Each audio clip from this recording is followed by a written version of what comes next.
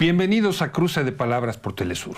Soy Luis Hernández Navarro y hoy, en el contexto de una nueva agresión estadounidense hacia Venezuela, nos acompaña en el estudio Carlos Facio, un gran conocedor del intervencionismo estadounidense en América Latina y en el mundo. Carlos nació en Uruguay, tuvo que salir de su país exilado. Hoy es mexicano por naturalización, profesor universitario, periodista, autor más de una docena de libros y, como decíamos, un gran especialista en las entrañas del imperio. Carlos, muchas gracias por estar con nosotros en este Cruce de Palabras. No, al contrario, muchas gracias por la invitación. Estamos en una nueva arremetida estadounidense contra Venezuela. ¿Cómo caracterizarías tú esa arremetida? ¿Qué elementos encuentras de continuidad y de ruptura con respecto, por ejemplo, a Haití o Venezuela o El Salvador o tantas otras? Bueno, siempre las intervenciones militares o encubiertas de Estados Unidos en el mundo han estado precedidas de una gran campaña de intoxicación mediática, ¿no? Recordemos, por ejemplo, cómo en la Guatemala de Jacobo Arbenz en 1954 hubo, previa a una intervención de Estados Unidos con países centroamericanos, una campaña justamente tildando a Arbenz, que lo único que quería hacer una reforma agraria, que afectaba los intereses de las empresas bananeras de la United Fruit, que era de los hermanos Dulles, ¿no? Que era uno secretario de Estado y el otro propietario de la principal frutera del mundo, ¿no? Entonces se lo tildó de comunista. Luego vemos cómo la propaganda de guerra ha estado durante más de 60 años dirigida contra Cuba socialista, pero, por ejemplo, para poner un caso paradigmático, Estados Unidos en 1989, cuando estaba llegando al fin la Guerra Fría, porque iba a implosionar la Unión Soviética, aprovechó para intervenir en Panamá. Para ello lo que hicieron fue, de vuelta, una gran campaña de intoxicación para acusar al jefe de la Fuerza de Defensa, el general Noriega, de que era el principal narcotraficante de la zona, ¿no? Y, cuando había colaborado con la CIA. Cuando había sido, sí, un colaborador de la CIA, cuando Bush padre estaba con Reagan al frente de la CIA, y en ese lapso colaboró. Pero ¿qué pasó con Noriega? Justamente cuando Estados Unidos quería cambiar el tema de los acuerdos canaleros para hacer ahí una base ahora de tipo policial vinculado a las drogas, y Noriega estaba defendiendo justamente la soberanía del canal, se le montó una trama de narcotraficantes, ¿no? Y entonces durante meses se fue preparando esto. Luego lo vemos cuando viene la guerra, la intervención en Irak. Yo recuerdo que tras la invasión a Afganistán comienzan los preparativos para la intervención en Irak, la segunda intervención, y por ejemplo el canal estadounidense CNN en español durante los 3 meses previos estuvo haciendo mensajes de propaganda a través de las televisoras, trayendo expertos que eran todos ex militares de Estados Unidos o los ideólogos que les dan los insumos, que son las matrices de opinión que luego se meten, salen de la academia y se meten en los medios. Y entonces todo lo que se nos presentaba eran los acorazados, los aviones, el tipo Robocop que eran los soldados de Estados Unidos, el tipo de armas, los fusiles que portaban, es decir, eran invencibles, ¿no? Y eso estaba dirigido justamente a reproducir las técnicas del general chino Sun Tzu hace 2500 años, que la mejor guerra es la que se gana sin tener que pelear, ¿no? Es decir, toda la campaña de intoxicación contra Saddam Hussein, lo que estaba dirigida, y esa presentación que se hacía en los medios, que se veía acá en México, pero que se veía en Bagdad, estaba dirigida a que los oficiales, el generalato de Saddam Hussein, desertara o se pasara justamente, encontrar ahí un militar que le diera un golpe de Estado, ¿no? Y hoy en Venezuela, ¿qué se está haciendo en este terreno de campaña mediática previa? Bueno, llevamos 20 años de campaña mediática contra Venezuela. Antes de que asumiera Chávez, cuando Chávez iba a ser candidato, cuando era candidato, ya Gallup, que era la principal encuestadora del mundo en aquel momento, sabía que Chávez iba a ganar por muerte la selección. Entonces se comenzó a generar una campaña que hablaba del mono Chávez, un negro en Miraflores, es decir, el racismo de las clases medias y altas venezolanas combinado justamente con estos sótanos de propaganda que hay en Estados Unidos, de la CIA, del Pentágono, trataron de hacer abortar esa candidatura. Luego, cuando es electo presidente, comienza la preparación del golpe. Y entonces la campaña de satanización de Chávez luego sigue todos estos años con Maduro. ¿Qué se dice de Maduro? ¿Cuál es la matriz de opinión que se ha construido alrededor Bueno, de él? en el corto plazo, Estados Unidos, el Pentágono, la CIA, a través de los medios hegemónicos, ha logrado construir la noción de que es un usurpador y que es un dictador. Es decir, de manera acrítica, es decir, los medios, muchos de los que hoy reproducen eso, tendrían que saber que, por ejemplo, la dictadura de Videla o la dictadura de Pinochet o la de un civil, Bordaberry, en Uruguay, nunca hubieran permitido que alguien se declarara presidente en transición o presidente encargado. Es decir, han logrado Estados Unidos mediáticamente imponer una noción de que hay un presidente virtual que efectivamente tiene alguna función. Cuando es un presidente ilegítimo que al interior de Venezuela no tiene ningún poder, solo el que por tuit le ha dado el presidente Donald Trump desde la Casa Blanca y toda la pandilla de extremistas, de guerreristas, donde está Bolton, donde está Abrams, donde están, es decir, los principales funcionarios que tienen que ver con las políticas exteriores. Curioso, ¿no? Un presidente virtual, Guaidó, que es incapaz de impedir que el gobierno venezolano no admita a un grupo de diputados del Partido Popular Español y de otros países de la Unión Europea entrar a hacer tareas de desestabilización en Venezuela, ¿no? ¿Qué presidente es que no tiene control de su aeropuerto y de sus fronteras? Es que no tiene control de nada, ¿no? Entonces, yo escuchaba, es decir, lo que pasa es que en México, como las principales capitales de América Latina, los medios hegemónicos están en manos de gente que no tiene formación política, pero tampoco, aunque tengan oficio periodístico, ya han sido colonizados en sus cabezas, ¿no?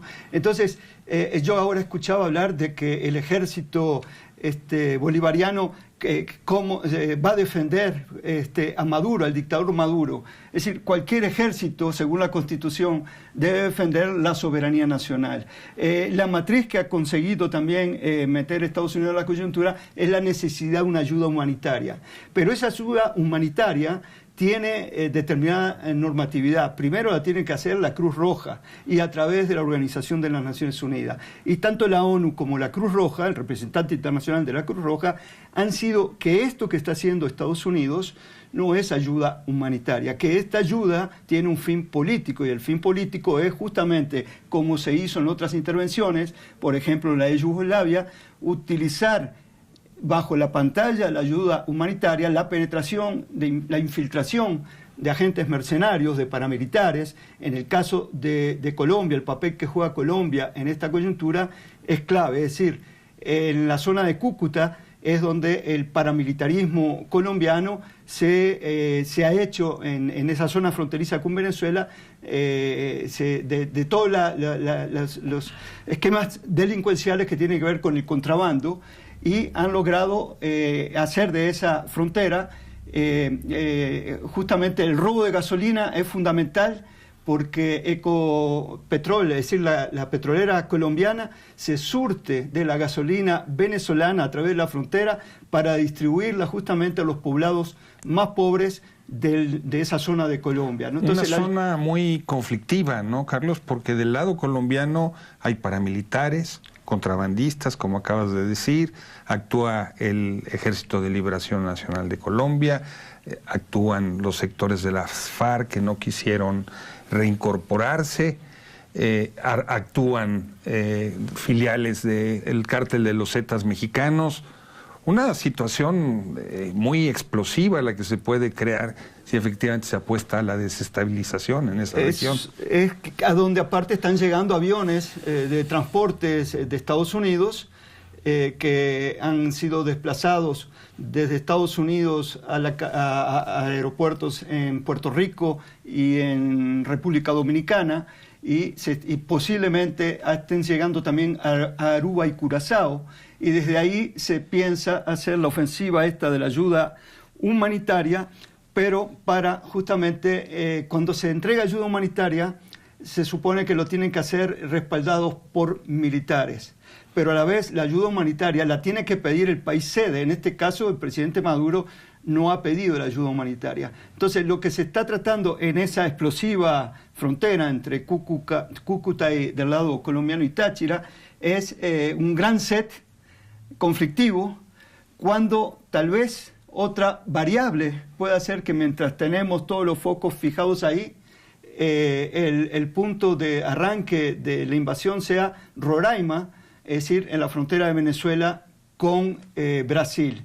Tenemos que recordar que el ejército brasileño justamente tiene una gran experiencia en intervenciones bajo la pantalla de la ayuda humanitaria.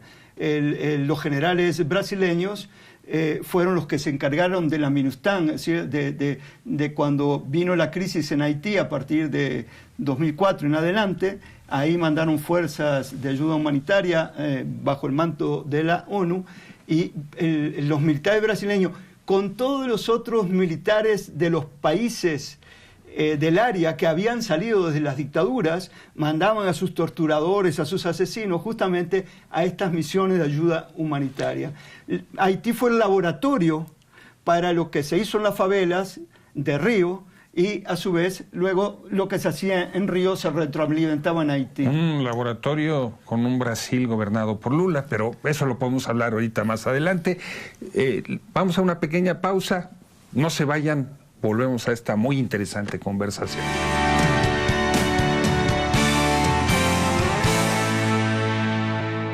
Estamos ya de vuelta en este cruce de palabras, conversando con el escritor, politólogo, periodista Carlos Facio, especialista en la política imperialista, no hay otro nombre para describirla, estadounidense, y un gran conocedor de la problemática latinoamericana.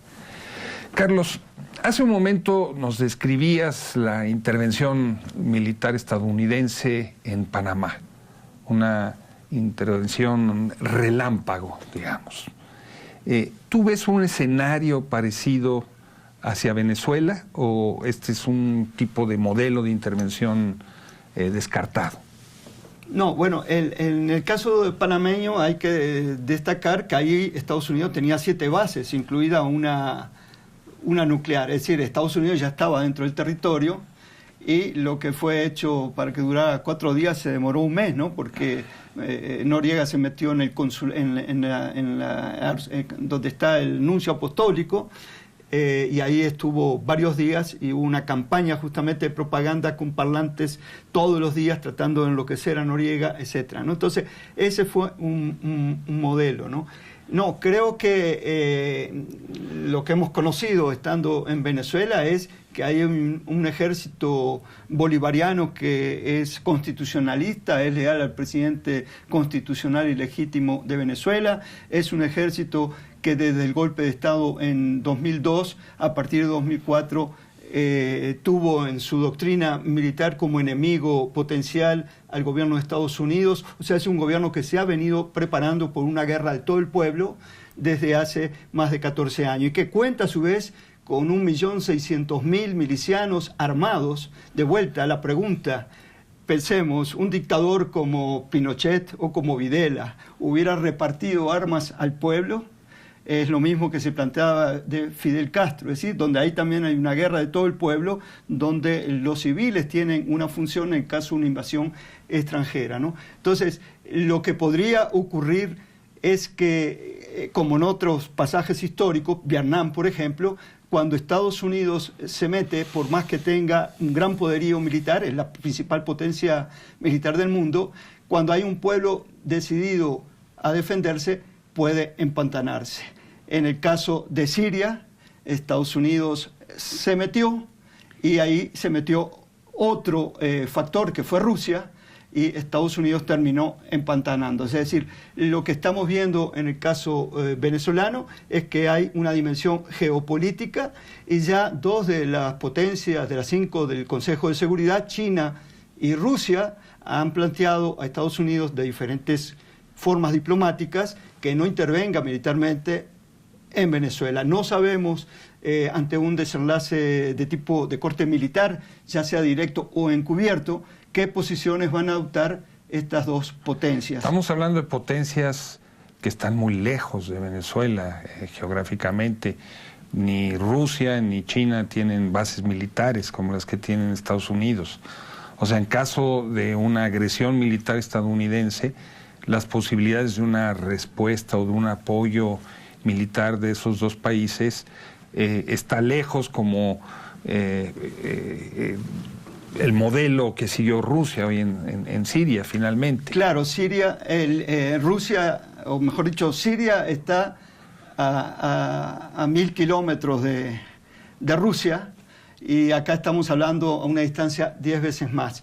El tema es que justamente en Siria Rusia demostró tener un arsenal misilístico de nuevo tipo que supera al de Estados Unidos. Y China también tiene barcos desde donde puede tirar misiles que pueden pegar aquí donde estamos hablando nosotros en este instante. Eso no quiere decir que vayan a intervenir. Entonces, lo que por eso yo decía, la labor de ellos desde el Consejo de Seguridad es optar por la vigencia del derecho internacional, por las leyes del derecho internacional. No sabemos, en caso de una intervención militar de Estados Unidos, cómo vayan a reaccionar. Pero cambió ahora el tema del armamento. Y entonces no sabemos, a nivel hipotético, podríamos decir, no hacen nada porque está muy lejos y no es su zona de influencia, pero estamos ante un imperio que se va desvaneciendo, que se va deshaciendo, y entonces no sabemos si estos factores geopolíticos van a tener una nueva variable, ¿no? Carlos, en esta operación estadounidense hay 2 figuras que destacan. Por un lado, Elliot Abrams, a quien tú has investigado, seguido su ruta, y por otro lado, pues el grupo de legisladores anticastristas de Miami, que se fueron ya a instalar a Colombia para distribuir, según esto, la ayuda humanitaria, entre comillas. ¿Quién es Elliot Abrams? Bueno, él es un genocida, es un criminal de guerra. Él fue sometido a juicio en Estados Unidos, es convicto, inculpado de crímenes de guerra en Nicaragua. Él armó a la contra nicaragüense, él armó a los escuadrones de la muerte en El Salvador, en Guatemala, en Honduras posteriormente. Es decir, Elliot Abrams es parte de ese riñón de la extrema derecha de Estados Unidos, que con Ronald Reagan y Bush padre fueron los que instrumentaron todas las guerras sucias, no solo en Centroamérica, sino también en Latinoamérica, ¿no? Con él andaba justamente en aquellos años Otto Reich, que luego con Reagan lo hizo también con Bush padre, y luego Bush hijo, lo hicieron, después de toda la experiencia en Centroamérica, lo hicieron embajador en Venezuela en 1998, justo cuando es electo Hugo Chávez. Otto Reich es el embajador, y él es otro de los que está detrás del golpe de Estado en 2002 contra Chávez, y es de los que junto con Mario Díaz-Balart y con Rubio, el senador Rubio, son los que durante 40 años estuvieron detrás de la ofensiva contra Cuba, y hoy están vinculados a toda la trama en Venezuela. Es decir, todo lo que era la antigua, este grupo que había en Miami, la Comisión Nacional Cubano-Americana, ha tenido otros ejes y tiene un punto de apoyo en el Congreso de Estados Unidos, y son los que han estado armando todos los conflictos en la región. En el caso del golpe de Estado de 2002, la Fundación Nacional Cubano-Americano y la senadora Ileana Ros, Mario Díaz-Balart, Rubio, que recién comenzaba, estuvieron justamente apoyando a sectores de cubanos anticastristas que se habían desplazado de Miami a Venezuela y estuvieron conspirando contra Chávez. Esto está documentado. O sea, la actual trama en contra de Venezuela es también parte de una ofensiva anticastrista en contra de Cuba. El actual secretario de Seguridad Nacional, Bolton, cuando la invasión a Irak, en esos días dijo, después de Bagdad, cae Cuba.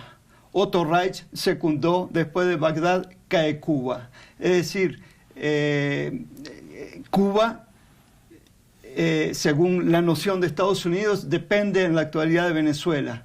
Por eso hay que tirar a Maduro y el siguiente paso sería Cuba. De allí también que hace un par de días el gobierno revolucionario de Cuba advirtiera que desde aeropuertos en Estados Unidos se han venido desplazando aviones de transporte hacia Puerto Rico y República Dominicana como parte de esta ofensiva de la ayuda humanitaria por la cual se pretende luego intervenir de manera irregular en el conflicto interno de Venezuela.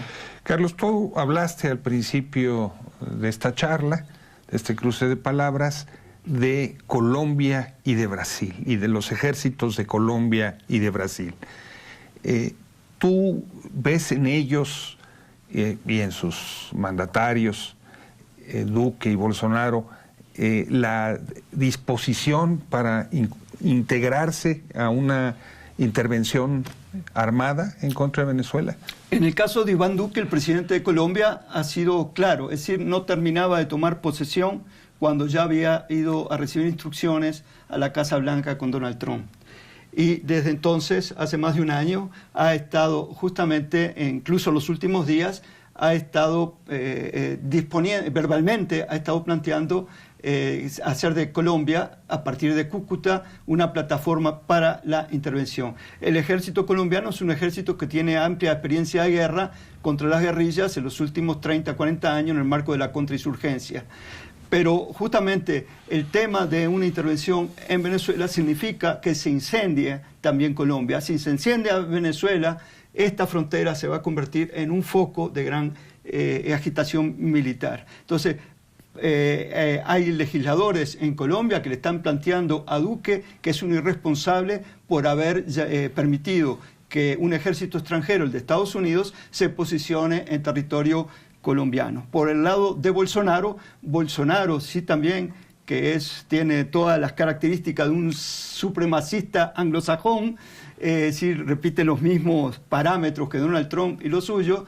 Él ha planteado también desde su candidatura y ya como presidente que Brasil va a estar en contra o va a estar a favor de un derrocamiento de Nicolás Maduro. Solo que el ejército de Brasil, que sabe lo que son este tipo de conflictos, ha puesto cierto freno a una actitud de este tipo de Bolsonaro. Por eso la posibilidad de la intervención del ejército brasileño pudiera ser también en otro nivel, bajo la cobertura de una ayuda humanitaria, pero habrá que ver si esto va a depender de la forma que intervenga Estados Unidos, ¿no? Y ahí veremos también cómo responde el ejército bolivariano. El ejército bolivariano tiene el país dividido en 8 zonas y cada zona tiene una autonomía táctica.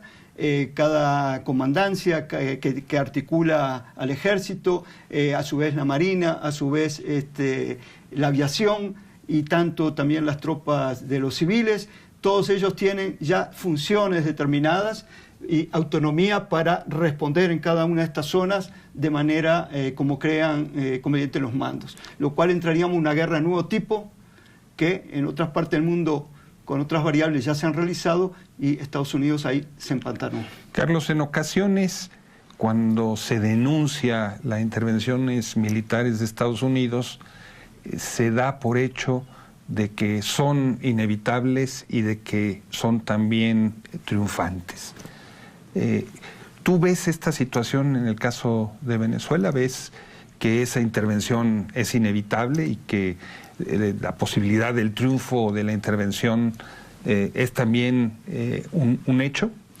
En 2 minutos para responder esa pregunta. Bueno, creo que el presidente Maduro ha llamado al diálogo innumerables veces, ha tratado de conformar en el seno de las Naciones Unidas con otros países justamente una opción para la paz, para la no intervención. Entonces, bueno, estamos frente a un albur, no sabemos qué va a pasar finalmente, si va a triunfar la cordura. Creo que la posición de México en este caso y países como Bolivia apuestan también por una salida negociada, a diferencia de otras intervenciones de Estados Unidos en el marco de la Guerra Fría y posterior. Hoy hay 17 países de la región en el marco de la OEA que no comparten la idea de la invasión militar. Carlos, muchísimas gracias por estar con nosotros en este cruce de palabras. Y ustedes, amigos, amigas, muchas gracias por su amable compañía. Ya saben, los esperamos la semana próxima aquí por Telesur.